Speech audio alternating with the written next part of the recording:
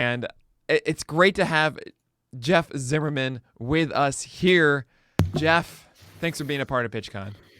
Thanks for having me. I'm happy to help, and I don't know if you've given out our copy of the book yet, but we'll find out or not. I don't know.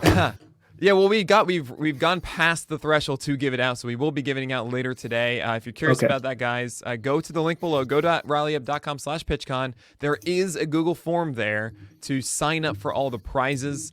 And then tonight, during closing ceremonies, we'll be announcing the winners. You have until about 8 o'clock tonight to sign up for the form, so do so now, and hopefully you can contribute while you're there. But yeah, we will be giving away a copy of The Process, written by Jeff Zimmerman. They were mentioning it, by the way, during the auction panel inside the chat. They kept recommending The Process as a really good reference point to help with your auction drafts. No surprise to me, of course, Jeff. Yeah, that was it's all in detail, but man, at some points after you edited it about 10 times, you're like, all right, I'm tired of this. I don't want to do auction values anymore. I'm done. Oh man, I actually remember Tout Wars when I first went to the event here in Staten Island. Not here, I'm in Brooklyn. Don't worry. But you had your board. You had your poster board of values. Do you still do that? Yeah. Oh, I love it. It's nice to be able to watch the whole room when it's going on, and it has them on there, and you can kind of track it. I'm not always stuck in the computer and kind of just see who's frustrated or who's kind of after each player, because a lot of times you'll see a name come up and someone's like, you're just like, oh, okay. I wonder who's going to be bidding on this one. You can almost at times pick out like who in the room is going to be bidding like from the beginning, and it's like you three are going to be going. Yeah, right. And by the way, if you want to, you can share your presentation now. It won't go up on the screen until I push it there. I'll just make it easier for that transition. But you guys probably know Jeff Zimmerman from all of his fantastic work at Rotographs. Just won, by the way, congratulations for ongoing series of the year at FSWA for mining the news, which I say endlessly. I do not envy you for doing that article. It is a lot of work, and so well deserved that you won an award for that. Yeah, and sometimes, oh my God, if you ever just see me send out like ridiculous tweets, it's like what people have said. I'm like, I'm reading the mining the news, but it's like just not useful stuff. Like someone was trying to like focus his energies, and I'm like, how am I supposed to quantify focusing his energies? Stuff like that. Unreal. You really help us all out with that. So really thank you so much for that. And yeah, thanks for being a part of PitchCon, Jeff. I'm happy we can make this work this year, and it's good to see you. Thanks. So I'm gonna let you go and take it away now. Here is Jeff Zimmerman's deep starting pitcher targets. Remember, guys, support PitchCon with the link below. We're trying to get to 10,000 today. Please do what you can to help push, even if it's not supporting directly. Go tell other people. Go spread the word, and hopefully we can hit that $10,000 goal so that we can give money to Feeding America this year. Jeff, take it away. All right. Yeah, so what I'm looking at today is late round starting pitchers. I've kind of had an ongoing series at Fangraphs, and you can see the link there at the top. And there was 14 or so articles in the series. That's the last one, and it has a link to all the other articles. So if you just go to that one, you can follow it. I'll tweet it out afterwards. I probably should have beforehand for people to follow. But what I did there is just kind of go back to the ADP and look at them. And so now I'm actually kind of putting some ranks to them. One note with the ranks is that they're based off the pitcher talent and not so much playing time. In some of these cases, these guys are like the 6th or 7th guys, and it's mainly because they've got options to go to the minors. They're definitely the best pitcher that's there, but that can be used differently. And also, it's just kind of a bias of mine is you may see other people have prospects higher. Just without prospects being available this past year, I'm just not going to rank them high. I don't know what's happening. I do not know what happened at the minor league camps, and that's just how it goes. I mean, it's just a bias of mine. If someone wants to move one higher, they can go ahead. So I kind of grouped all the players into 4 groups. The first group is the ones that I think could be a keeper if things went right. We'll start with Michael Lorenzen. He should be drafted everywhere. I mean, he's moving to the starting rotation. He's got 2 great got a 95 mile an hour fastball. He's got 2 great non-fastballs. If everything goes right, he'll just be outstanding. The next one on my list is Miles Michaelis. He missed most of last year, but so far in his career, he's had a great ERA, a great whip. I'm just going to, like a lot of these guys that are coming forward, yeah, he could be hurt. It could be bad, but in his case, you're going to know right away, like how he's throwing. And if it's not good, you just dump him. It's not like, oh, is he, is his talent just not up to par? This is going to be more of a health issue with him. So he's someone that I think everyone should be taking a chance on. The next one is Patrick Sandoval. He's one that's definitely got some playing time issues. He's probably going to start the year in the minors. And just looking at his numbers that he put up last year, he's comparable to a lot of guys that are going a lot earlier. I mean, his stats were comparable to Max Fried. It's just like he gave up, had some batted ball luck. So that's just something that he has to kind of just deal with going forward. But no, I think he's outstanding. Josh Fleming's another one, like who knows what Tampa's going to do. But if you see he's going to throw, if you know it's for sure, he doesn't have really the strikeouts, but with everything that Tampa does, just be an outstanding pitcher with his ground ball rate. Alex Cobb, he was kind of hard to place here in the rankings of how I would take him. He's definitely also like a ground ball pitcher. He's going to a new head into the Angels. Got a great splitter. I just don't know how the changes will affect him. He could actually end up not being this great, but I think it's someone you could definitely take a chance on. And even if he's not great, he could fall down a group and just be kind of a streaming option. These next two, AJ Puck and Chris Archer, they have shown talent before. They're coming off injuries. I actually like Puck a little bit better because we saw him throw last year and was good at it. Archer, on the other hand, is coming off thoracic outlet surgery. He's, like I said, we'll know right away how good he is. And these probably could change a lot during spring training. But if you're drafting now, just take the dart. And if they don't work, someone else is going to pop up. Merrill Kelly, another one that was hurt last year, but throwing great before he went down. And before he did, he showed improvements. I talk about it in the article I linked before. And he just, like I said, he was just really good until he got hurt last year. Adrian Morjan, I always butcher his last name. He threw great last year.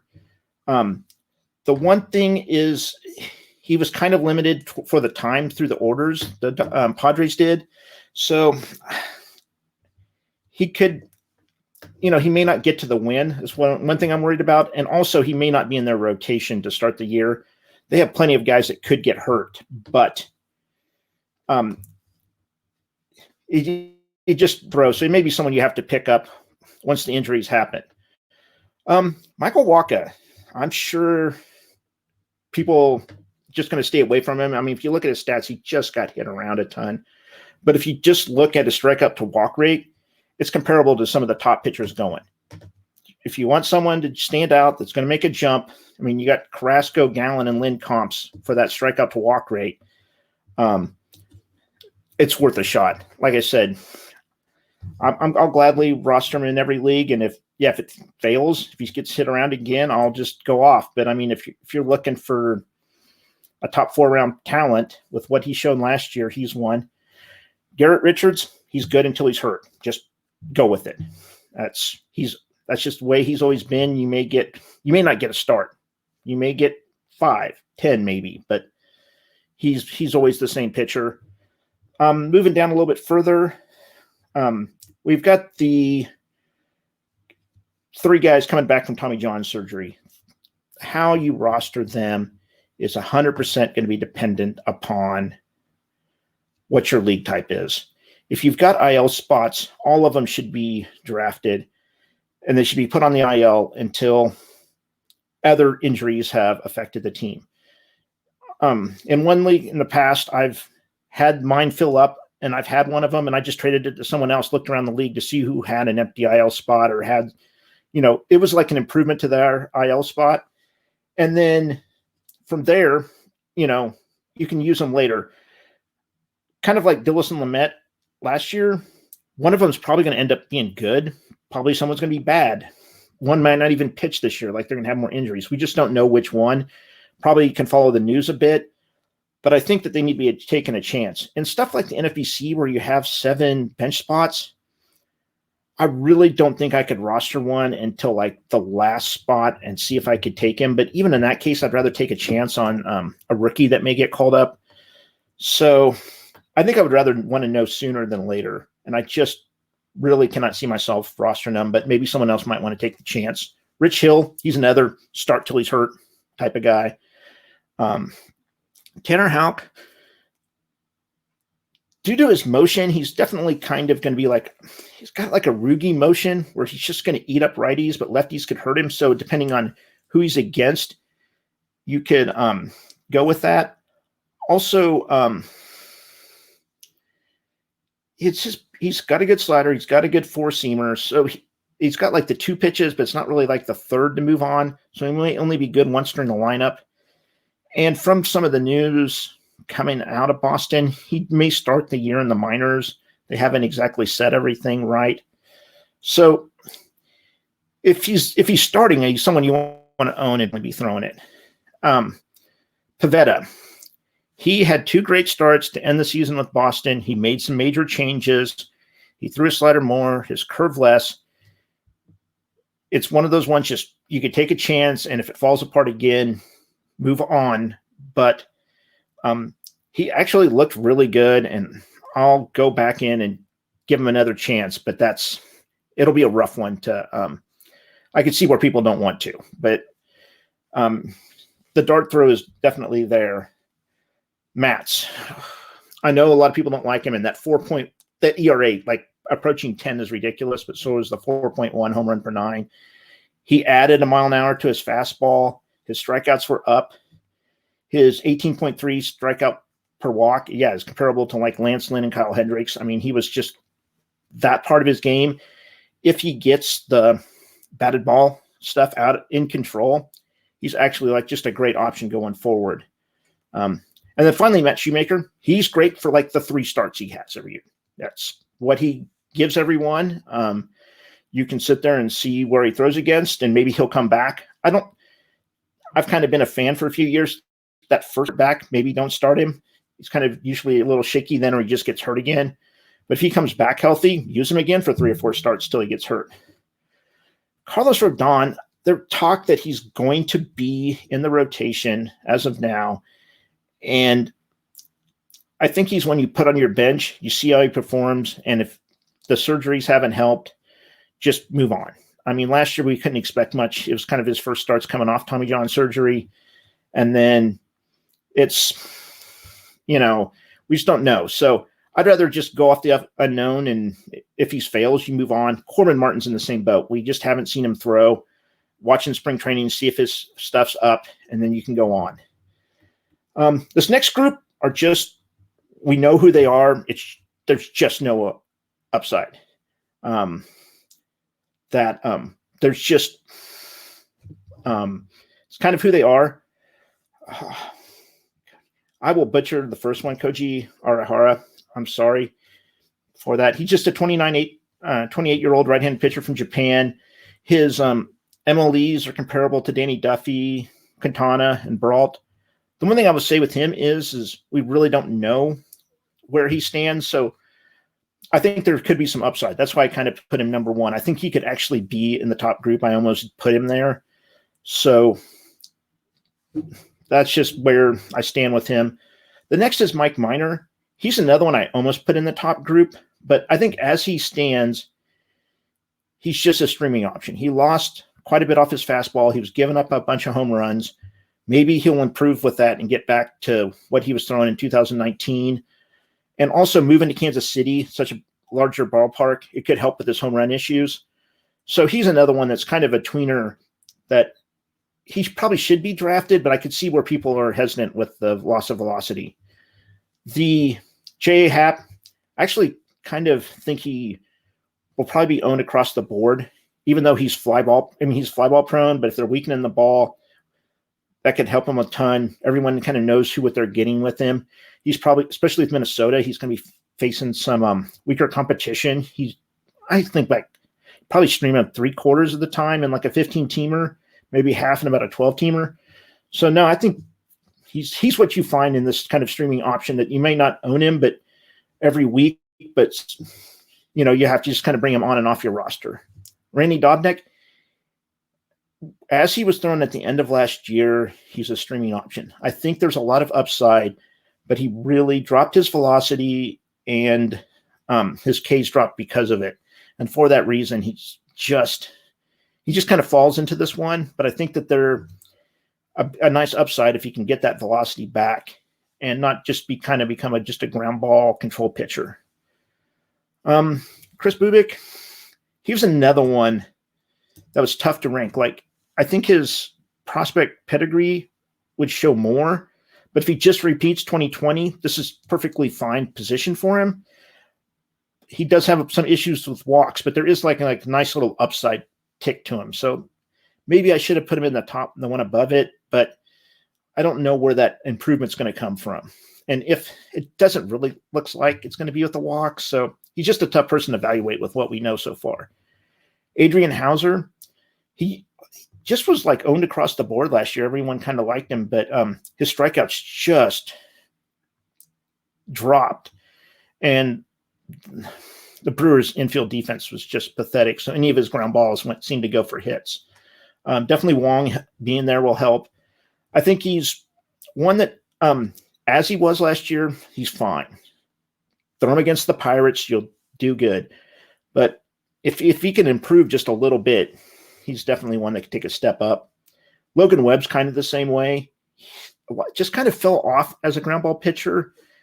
And I think that kind of keeping the ball in the yard, just kind of being boring is just kind of where he is. And if he can find the strikeouts, that there's a chance to move up. Jose Quintana, he is your boring streamer. I'm not excited about him, but whenever Colorado comes to town and what's left of their lineup, I'll throw him every day.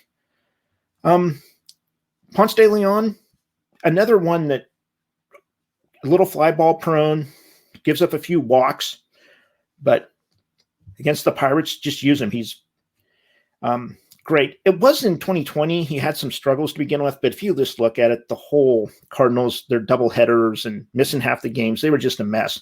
About the last 3 weeks, the team really kind of got together and started improving. The next one on my list, Alec Mills. I'd see him going higher, and maybe people are remembering the no-hitter, but his strikeout and walks are just not exciting. And he may have a chance to improve his pitch mix, but it's really not that much. He's kind of really close to the guy behind him, like Danny Duffy. It's just like, well, it's kind of below average across the board, but against a bad team, we're going to throw him. So he's usable.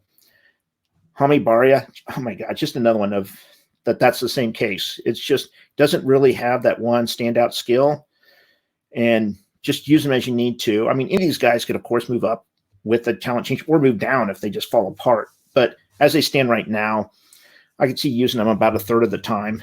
JT Brubaker, I actually think he may be more talented than some of these, but the Pirates are just not going to win. I'm just worried like it's just going to get like maybe 4 wins on the whole season, and that's just not usable. I just kind of grouped the next 3 Colorado pitchers together. I think that they're actually better pitchers than the guys ahead of them, but you're just not usable. Kyle Freeland, Senzatella, and Gomber. They're all good. I actually had Gomber. I was really high on him until the trade. Like I would have had him in probably the middle of the top group, even if maybe the top 5 or 6 of them. I really liked what he did to improve. He has some great stuff going forward. It's just being in Colorado, he's just not usable. For the next one going down, Wainwright, he is who he is. I mean, just look at his 5-year average. You got a 4.4 ERA, a 1.4 whip. Throw him against the Pirates, get your win, and move on. Johnny Cueto, he's kind of another one that's been consistent, but he used to always have good control, and that has just kind of fallen apart. So watch his walk rate. He's been decent if he's kept it under 3, but when it starts going above that, he's really just fallen apart. So I don't think there's any reason to roster him in any redraft leagues. But if he starts pitching decent, you can definitely stream him in and out. Alex Wood, God, he is a mess to evaluate. I spent more time trying to figure out where to put him. His velocity's up. His strikeouts are up, but he just lost all control, I think, during this process. I don't know if there were some injuries involved, if it was actually this change where he went from a sinker to his four-seam. But if he just did what he did, he's fine here. You can sit there and throw him, use him against weaker teams, but he could actually just get injured again and be useless.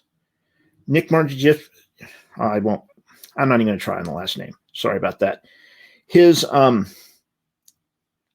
of just a mid-4s ERA pitcher. He's going to be in Seattle's 6-man rotation. Stream him against some weaker guys. He's just kind of boring. He's a little bit below average. But still, it's kind of like if you see him out there and you need someone, it's not really someone to be afraid of. I mean, unless he's going to Colorado or something or facing the Dodgers. It's just he's not someone you're going to keep every time. Keegan Aiken, I'm probably going to take some slack for this. I only think in the AL East, I don't want to start a fly ball pitcher in Baltimore. It's just the blowups could happen. His strikeouts are good. I think he's someone that I could even see using him against Tampa, where he's not going to give up as many home runs, still kind of get the strikeouts, might not get the win. But I mean, using him if Toronto's playing in Buffalo, I don't want to be doing that. I don't want to have him facing the Yankees, all those home starts. So it's more of, I think he's a good pitcher. And I was trying to think if he got traded to someone like the White Sox, even they kind of have a small park, but Minnesota, I think he'd probably be in the top group. I think it's just those home runs, low chance for a win. It's just a profile I'm not interested in. David Peterson, he's another one that his profile, like Wood, has just been changing a ton. He used to be kind of this ground ball control pitcher, and then he kind of moved to more strikeouts and a fly ball pitcher, and I don't know really where he stands on it. What he was doing in 2020 is fine, but what you get the next year may not be the same. It could be less walks, more strikeouts, and so forth. On the next one, we got Dalton Jeffries. He had a great minor league track record, kind of struggled a little bit in the majors. I'm just going to kind of give that one start a pass and kind of see where he stands. He's not great enough to be this is where he's going to be getting drafted way in the front early enough, but it's still interesting. So if he's starting, and maybe after a few starts, you'll actually have more of an idea of how good he is. Moving on to the last group, we have Anthony Discafani.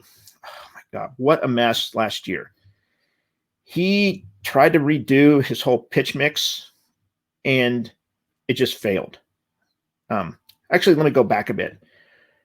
With this group of pitchers, I would not start them this year until they show some kind of improvement.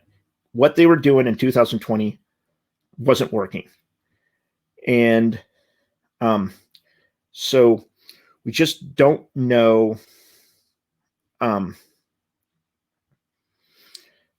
just not going to start them, like I said, unless they find a way to throw strikes, to gain some velocity, to go back to what they were doing. So yeah, it's just, there's probably quite a bit of upside here, but they're coming in with just complete downside right now. So yeah, so Discafani just changed his pitch mix, everything was bad. Strikeouts were down, his walk rates were up, just got hit around. The Giants have shown signs of improving pitch mixes, so it may be a place where he's able to go and work on that. So he's, like I said, I think that there's improvement. It's just, I'm passing for right now. Carlos Martinez lost 3 miles an hour. His strikeout dropped. Homers were a mess. He's one that's like right on the top of my list of checking for pitchers that have improved their velocity this spring training. Like, I want to see where his velocity stands, and hopefully there's an improvement. But it's kind of seemed like he was still hurt again. And with also the Cardinals haven't decided if he's going to, I think they plan on him starting, but they still consider they could put him in the bullpen. It's just a mess that I don't want to deal with. Maybe someone else is willing to. And like I said, he could definitely move up once he's able to show that he threw hard. Luke Weaver just was kind of like Discafani, just took a major step backwards last year. He lowered his ground ball rate and started just really throwing into the heart of the plate and got lit up like a Christmas tree. And I think he needs to kind of, first of all, he's only got like 2 pitches, his changeup and his fastball. So it'd be nice if he got a breaking ball, be able to go through a lineup a third time, or at least a good breaking ball. He does throw, I think, a curve also. So if he can just get back to what he did in 2019, I think would be great. But we'll just have to see if that happens. Ross Stripling. Oh, man. It was kind of interesting. Like, his fastball velocity jumped quite a bit, but he could not get anyone, and it's in the article that I linked there, anyone to chase anything outside the plate. So his strikeouts just, everything just kind of dropped on the strikeout front. They knew what was coming. It was almost like he was giving away his pitches. So maybe they can find that was the deal. Like, it's just something that's never happened. He was tipping his pitches. So I think there's a chance that he could get back to being a really good pitcher. And he's kind of one that I'll be watching closely. Like, I just want to see his first starts in spring training, see what's happening with him and make an improvement. John Lester. John Lester's problem is he throws it's not the league's worst, but close to the worst four-seamer there is in the league. The worst. And he just throws it like 50% of the time, and it just gets crushed. If he just think there's a chance for him that his kind of pulling Hendricks, where if he just gets rid of that pitch, kind of goes with his cutter and his regular breaking balls, he could be a lot better pitcher. So everyone's just sitting on that, that four-seamer that's coming in. It's not really rising. It's just doing nothing. So we'll see if the Nationals can make a change. But I didn't think I'd be interested at all. But I kind of am, just to see if there can be some improvement. Kyle Gibson. What I found out from him and what people, I don't know if they've seen it or not, if they figured it out, but he does look great at times if he's thrown over 95 miles an hour. Anytime he's hitting at that, he's had a 2.40 ERA in his career.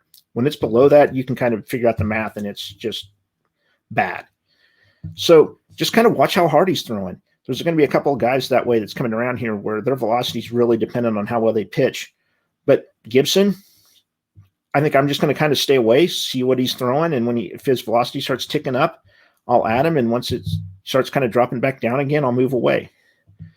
John Gray, he should be up with the other Colorado guys, but he lost the 2 miles an hour, dealt with a shoulder injury. We'll have to see if he comes back. I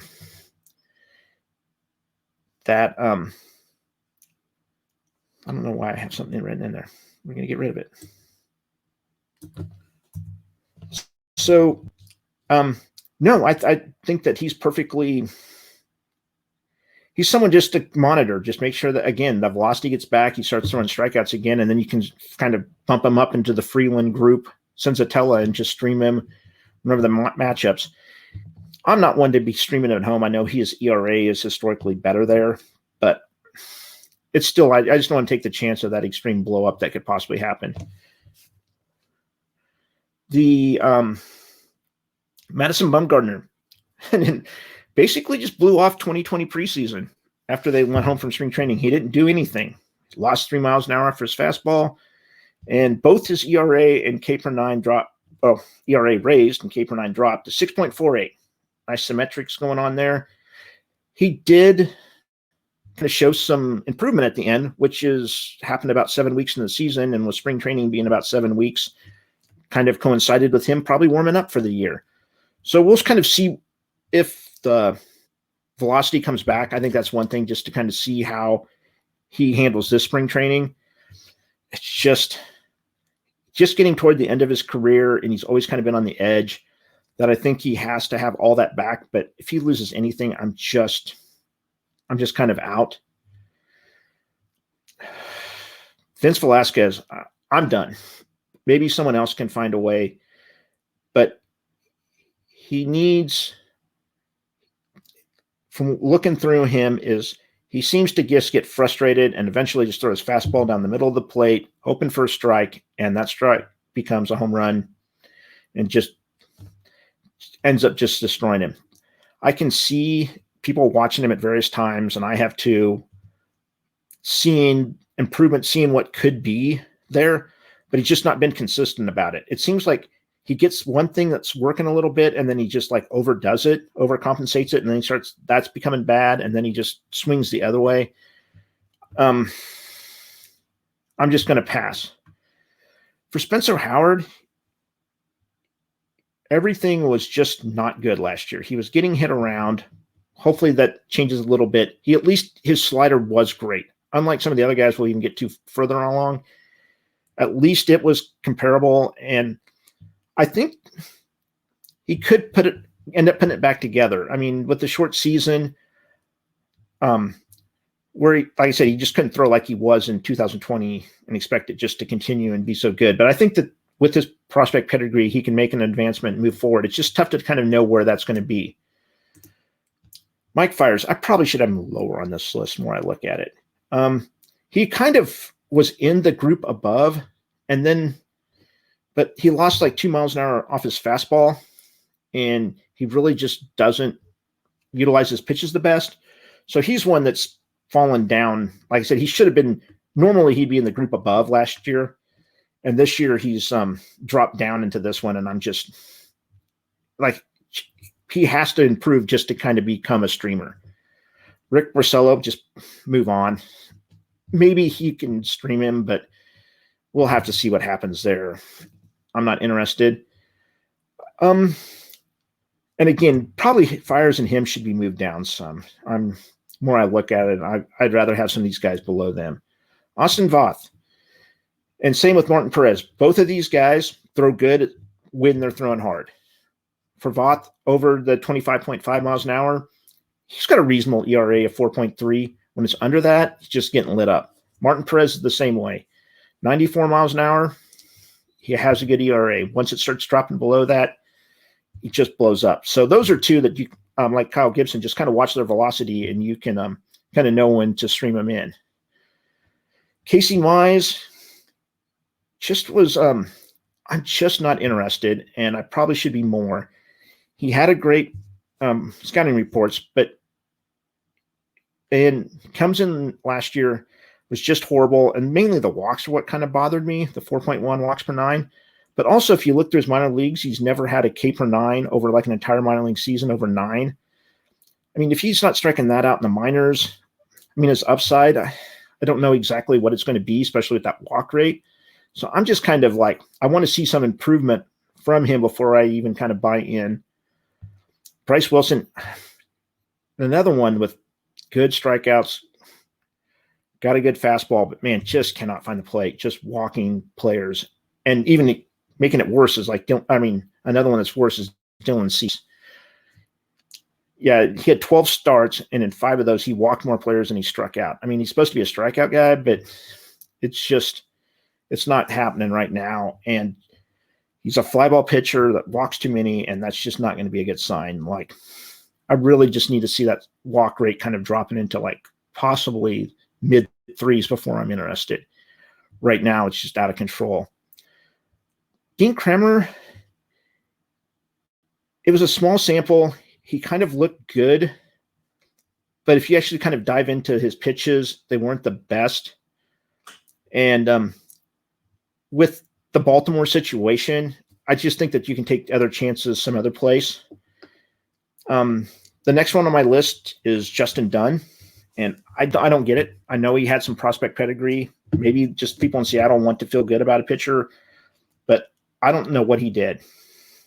And finally, Ryan Castellini from the Rockies. I don't know.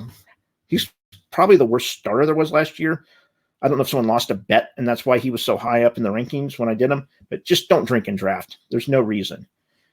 And then at the end, I've got just some 9 prospects that I kind of ranked. But like I said, I'm just not interested in any of them right now. All these guys, I just don't know when they're coming up.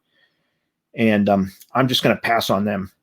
So that is actually the list. I will get over at Pitcher List, give out the link to it. But I will actually kind of head into the chat here and see if anyone has any questions.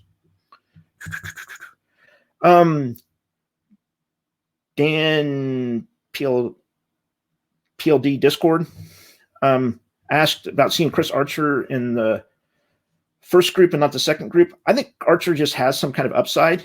It's oh, someone got that up for me. Yeah, that he's I think that there's more upside to him. I think he could get back to what he was doing. He's talking about not doing his 2-seamer anymore. That he's someone that you could use every week. I don't think he's like a streaming option. So if he's throwing, I think you have him in there to get those strikeouts. So that's what that's kind of where I stand with him. Cool. Hey, Jeff. Great stuff here. I'm gonna leave up your notes here instead of just making it you and I, because I do want to kind of jump around with you. We've got some time, and you know me, I'm never gonna turn down a pitching conversation. So I have some quick thoughts. All right. So I see Daniel Ponce de Leon in the boring streamer category. I remember at the end of last year, I think he had like 3 starts. He had 1 start where he was like amazing, pitched on 3 days rest. It was like a Tuesday to a Friday. I remember answering an AMA question like, "Hey, Ponce de Leon today," and I'm like, "Nah, dog. Like he's 3 days rest. Like he's gonna go like 3 innings or something like that." He goes 5, and I believe he struck out 8. And there is something about Ponce de Leon of high fastballs that are really good, and then he finally had a curveball that was in the zone. Like, for example, I see you have Logan Webb in here. Perfect boring streamer. Like, yep, that is as boring as it gets. Maybe you get a good matchup where he's hosting them in Oracle Park, and it's amazing, right? Ponce de Leon, though, is like, I don't know. He's a cherry bomb to me, right? High upside and can also blow up in your face. So I'm gonna give you pushback on calling him a boring streamer. He's Ponce de Leon, which is I don't know. It sounds like it's regal, so he deserves it. He definitely has some of that blow up action where he had the home runs and walks.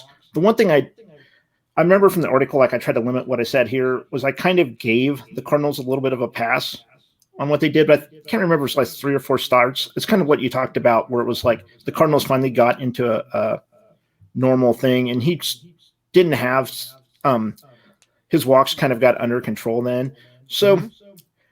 But also, it's like if you're getting that 12.5 strikeout rate, 12.4, like that's pretty darn nice to kind of deal with. Ooh. So that might have been the 12.5 that you deleted from John and Gray or something like that. It might have been. Yeah, it might have been. I remember when it happened. I was like, wait a second. Were they close? That happens to all of us. We have another question here. This is from Bean Counter. Who on the list do you find, Jeff, or expect to find on your deeper leagues? I guess I'll answer this later on, but yeah, you go first, Jeff.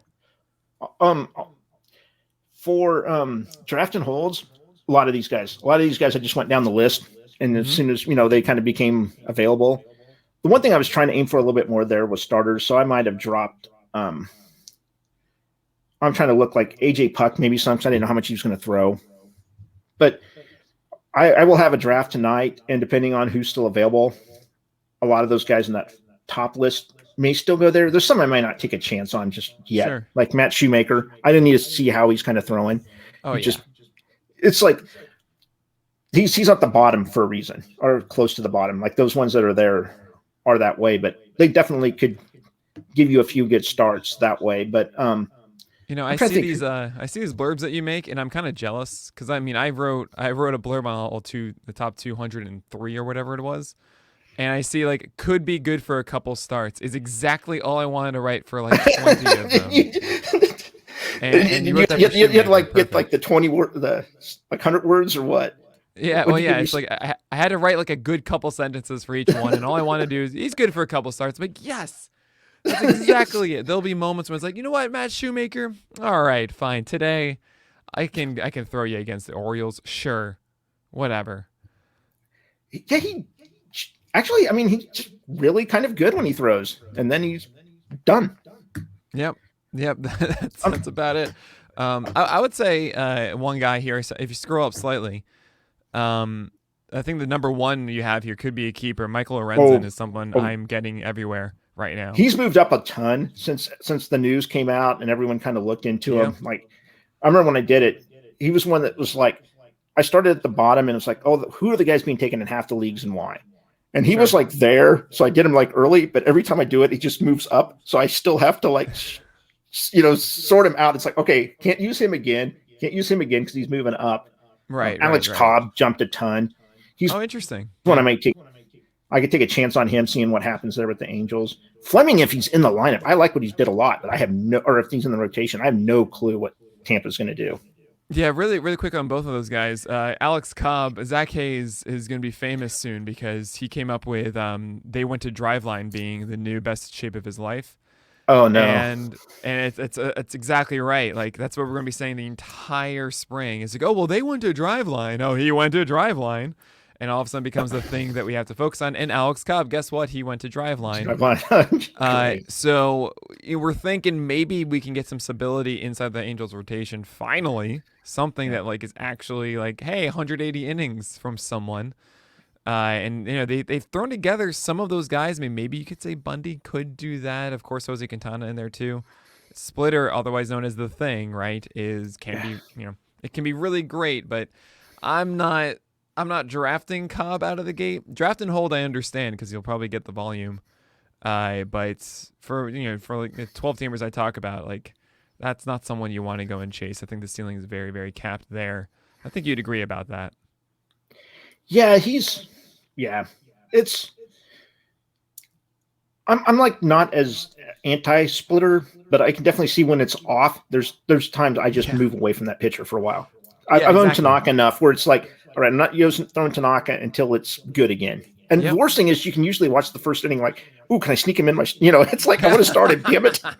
Like it's back. Shoemaker's done that, or otherwise I call him the cobbler. But he's had those stretches over the years where it's like 4 or 5 starts, and it's because that's when his splitter is working. So even though I hate splitters because they're volatile, it doesn't mean you can't capitalize when they are working. 100%. Great point there, Jeff. Josh Fleming, you mentioned, amazing pitch separation, like absurdly so. Like cutter is really effective up and in, and then two seamers down and away. I do wonder how the Rays are going to use him, because as the number 5, I mean, we gave word to like being the number 2 in Tampa, let alone the 5. Yeah, I know. So I am cautious there about how often we'll be able to confidently start Fleming with 5 or 6 innings, and it's going to be a headache. I mean, that's something I like to. I know it's weird, but I certainly focus on, is this guy going to be a headache for me? Because I just don't want to deal with that. And even though the numbers may be pretty, but I just don't want to deal with it, Well, I was starting to try to rank him with the playing time, and that's why I put that caveat at the top. Like, these are just based off talent. Like, all right, I can't get it all going on right now. Like, we'll just go off talent and injuries, because it's once I get the playing time worked in right now, it's so tough, especially on these. I mean, these guys aren't being drafted in the top 400 for a reason. It's like, oh, absolutely, right. There's issues here. Right. Well, I mean, hopefully Lorenzen will be in the top 300 very soon. You also have the Irish Panda there at 3. That's what I call Patrick Sandoval. He's always been surprising to me of like CSW rates in the zone, and I feel like at some point he's going to have a moment. I think it's going to be off of the Angels though, because they really leaned into getting as much depth as they could. Mm-hmm. And sure, with that rotation, someone will be injured and he'll get his opportunity eventually, but if we want to see like 20 plus starts from Sandoval, we might have to wait until he's on a different team, sadly. Yeah, he was one that was definitely higher. I would have drafted him higher. I did kind of earlier in the offseason, and they just kept adding pitchers, Cobb and Quintana. And so now it's like, well, not as interesting. Right, definitely. But if he comes back in, it's also another reason why I did this list. It's like whenever you see like a couple guys go down with the Angels and you see Sandoval come in, it should like perk your ears up, just kind of see what he's doing. Yeah, sure. And look at adding him. Like you don't have to kind of just go into detail. You're like, all right, he's a decent talent. Same with Fleming. Like, oh, is he in the minors to start? Is he starting? And it's like, oh, you see him in 2-start week. It's like, spend my money now. And the best thing is, if you hear Sandoval is coming in to pitch and you don't know which one, it doesn't matter. You want to watch it regardless. Exactly. So you should be good there. And I also see at 11 you have Garrett Richards. I really like taking that early chance. You said it right there. Start him until his arm falls off. And that's a difference than, say, like Merrill Kelly or Adrian Hauser, who, like, we don't really know what we're getting from it, and we're going to be cautious at first. But, you know, especially for 12-teamers, like, put yourself in a position to make the decision to, you know, drop him when his arm falls off, as opposed to holding on guys that you're not necessarily getting value with in the beginning, and you might not at all the entire season. So, yeah, seeing Garrett Richards here, I'm like, oh, yeah, that's the guy. And I also shed a tear when I saw Nick Pavetta, but that's another story. Yeah. It's a small tier. All right. We're gonna take a couple more questions here. Jeff, we have them from GW Rig 101. They ask, is this the last season for Charlie Morton, who is on this list that could be a late bloomer with big impact? Charlie Morton, I think it comes down. I think he'll at least go another season if he fails this one, but he has to get that velocity up. That was a kind of a killer for him last year, and it seemed to kind of come up during the playoffs. So he's kind of a tough one. He's one that I just have not drafted, and as soon as I see his velocities up in spring training, he moves up. Like he just becomes draftable. Yeah, but if it's really down, yeah, he could just drop 8. It's hard. It's not easy, Jeff. And ranking pitchers is not an easy thing to do whatsoever. There's a lot of I don't know what we're gonna see. Maybe it's gonna be this. Maybe it's gonna be that. Like I'll go back with Miles Michaelis, with my number 2 guy. If he comes back to throwing what he did before the injury. And it's all he was perfectly. You threw him in every week and you won because of him. Like he was so cheap that year when he first came in, and everyone was kind of like a Kyle Hendricks clone. If he just goes back to being Kyle Hendricks clone, that's outstanding at this low. And I think his ADP's moved up from when I originally did the list. I mean, we hopefully will see that health, of course, in spring training, seeing that velocity back to where it was, where he was coasting at 95 often. From Michaelis. And I've always wondered if he can get more out of that slider to get more strikeouts, but the fact that he was getting more contact earlier in counts was holding that back. And yeah, I would love to see a Michaelis that actually is effective consistently. That made me rank him, I think, like in the top 30 in 2019, which yeah, we've all made mistakes, y'all. So I remember him being taken in the top 10 rounds. I mean, that was just where he was going then. Exactly.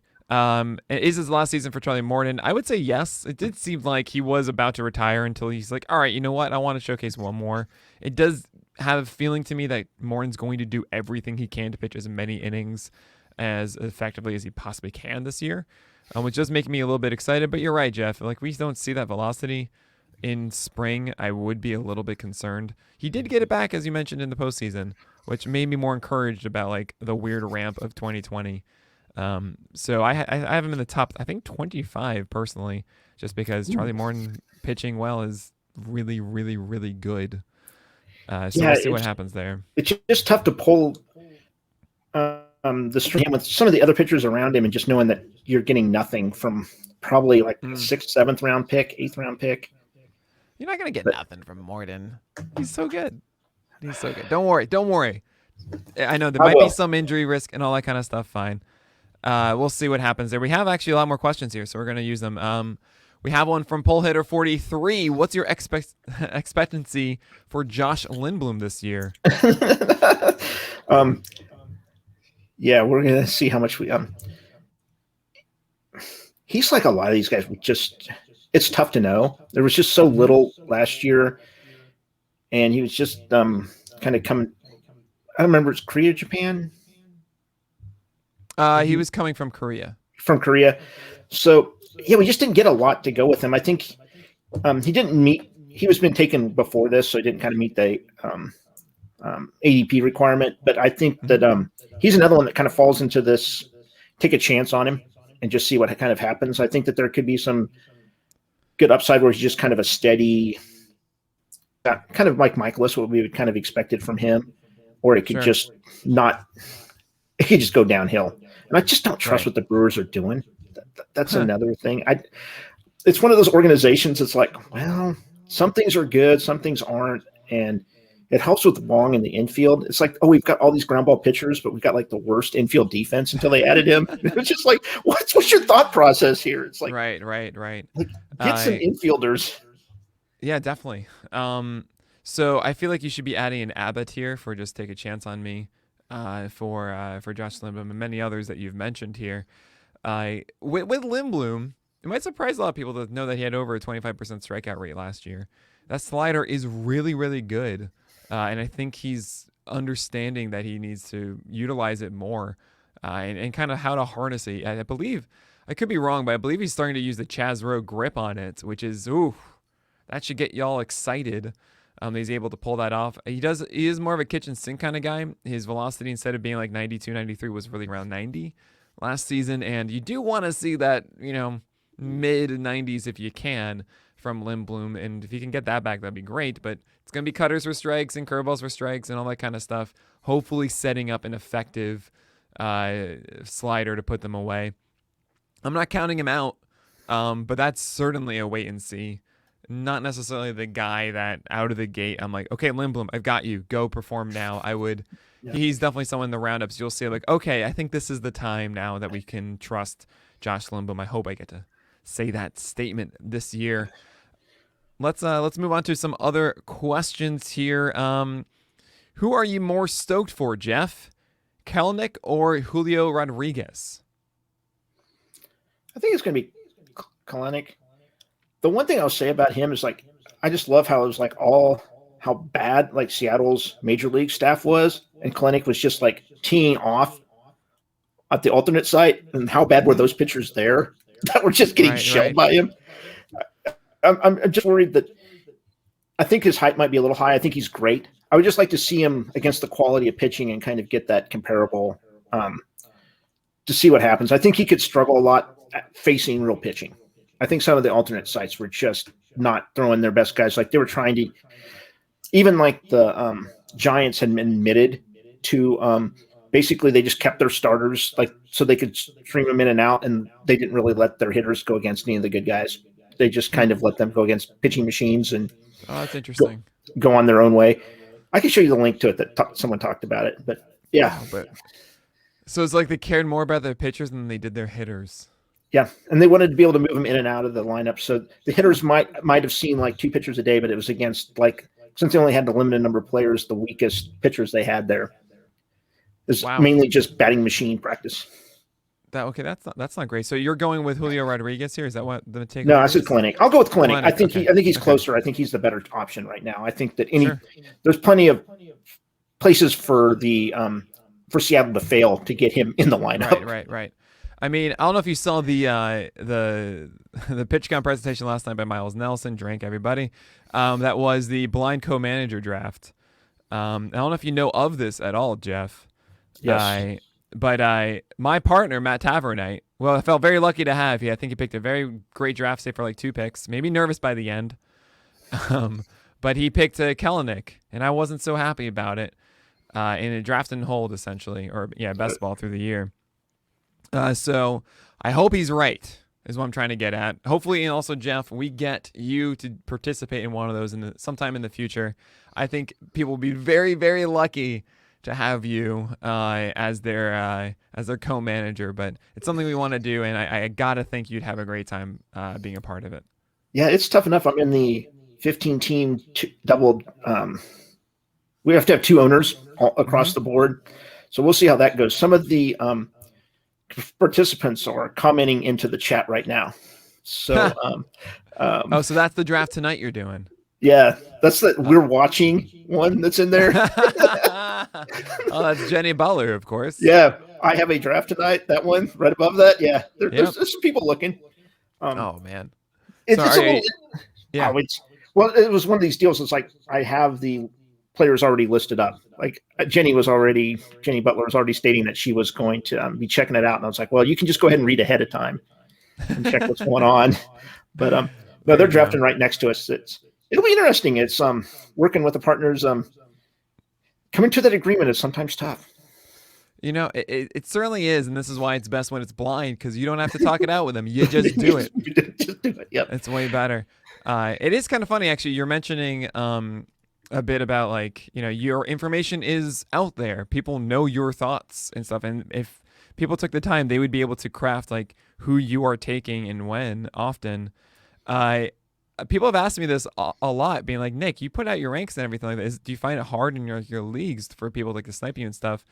My hometown leagues, my friends would not read my thing. They never trusted me. Even like a year or two ago, they're like, Nick's ranks, whatever. Like, I've known him since he was 10 or whatever. Like, he doesn't know what he's talking about. So I imagine, I've talked to a couple other people about this. They've gone the same experience, which I think is pretty fun. Makes it easier for all of us, of course.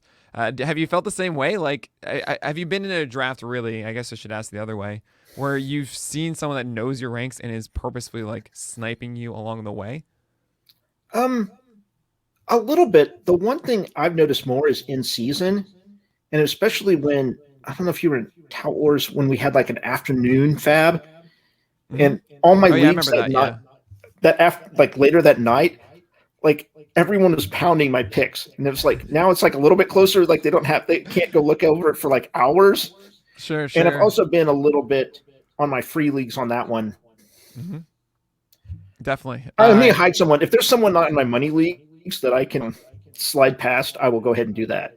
And gotcha. Then we have labor, which is like at midnight. So it's like, by then everyone knows everything. And it's like, that's even more of a mess, because it's like you have tout, and then you have all your money leagues that run in for NFBC or whatever. And then tout or labor's like 3 hours later. It's like, all right, what's going on here?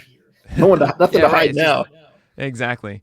All right, we're going to take one more very quick question here, Jeff. This is from Sin3. They ask, how much Andrew Heaney is too much Andrew Heaney? At his price, 1. I'm just not an Andrew Heaney fan. I cannot roster him.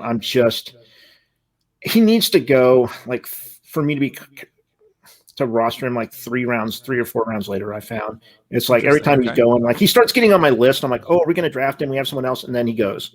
So he's just not there yet. Like he said, he moves up, and it's like, well, he's getting there. Is he going to make it this time? And then someone else takes him. So yeah. So the benefits of Heaney is that he's probably going to hover at 25% strikeout rate. He's going to have a whip underneath 130. You can make the case that the mistakes that Heaney makes, because that rhymes, so it's true. He has like a 3-pitch mix that he doesn't have quite the consistency of, right? His fastball can find its way to the heart of the plate too often. Curveball, changeup, not necessarily there on a given night. But he gets punished via the long ball. Look, I've been saying this kind of in a tongue-in-cheek way, that the deadened ball, like, certain guys that might get affected by it. Anytime I mention a home run prone guy, I'm like, well, the deadened ball. And I feel like that's more of a fallacy than it is. But maybe this is the year that, like, Heaney actually holds off on the long balls and can have a sub-4 ERA and maybe pitch more than 150 innings. Yeah, that's possible, right, Jeff? Maybe. The one thing with him is, like, sometimes a pitcher they'll be kind of home run prone, or they'll be fly ball prone, but they won't give up the home runs. It's just he's consistently given up those home runs since he's been in the majors. It's like, it's a skill that he's shown and shown and shown again. It's like when he gets a low one, it's like 1.2 home runs per 9. It's like it can go worse from there. So it's kind of one of these deals where it's like it would be nice to have him hit the just under 1 once or 1 once. Yeah, that'd be so great. Wouldn't it? Because if he did that, that means he's actually putting his fastball where he wants to. That his changeup is consistently down. He has really good pitch separations, a full-on triangle when it works, with fastballs up and the other two changeup, curveball down. But yeah, we're gonna see that. I don't know, and it's a lot of headache. You're gonna have to deal with tons and tons of headache. The Angels have a kind of a rocky early schedule too. So how much Andrew Heaney is too much Andrew Heaney? You say none. I'm gonna say a little dabble, a little sprinkle. That's the sprinkle. Okay, just over your ice cream. That's how much Andrew Heaney you should have. But that's gonna do it for this, Jeff. Really, thank you so much for being a part of this. A fantastic panel talking about these, like, every deep starting pitcher option here. And yeah. Thanks for being here for such a great cause. All right. Thank you. Take care.